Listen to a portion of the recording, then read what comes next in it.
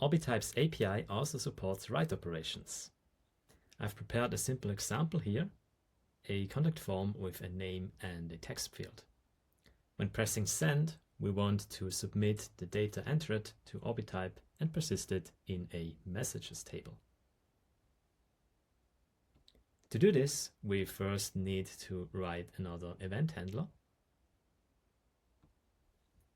like this. I've already prepared the basic fetch call to Orbitype. Let's now write the SQL we need to run. This will be an insert statement.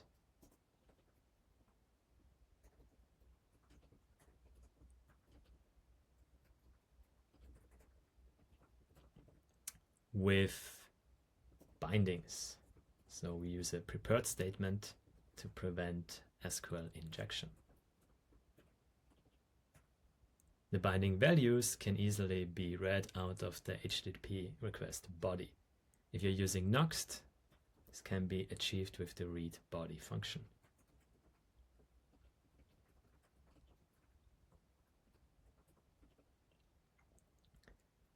Both the SQL and the bindings object can be passed as is to the Orbitype API and will be combined into a valid statement and executed.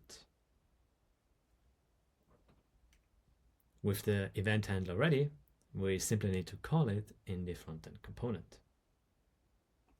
So let's return to the onSubmit function and write a fetch call. This time to the handler. The method will be post, and the body will be the message.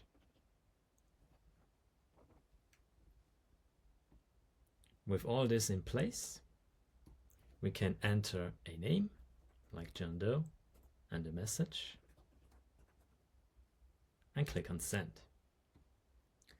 This will send an HTTP request first to the handler, which then forwards it to the Orbitype API. Let's look at the messages table I've prepared here, and upon refresh, we see that the message I just sent has appeared in Orbitype.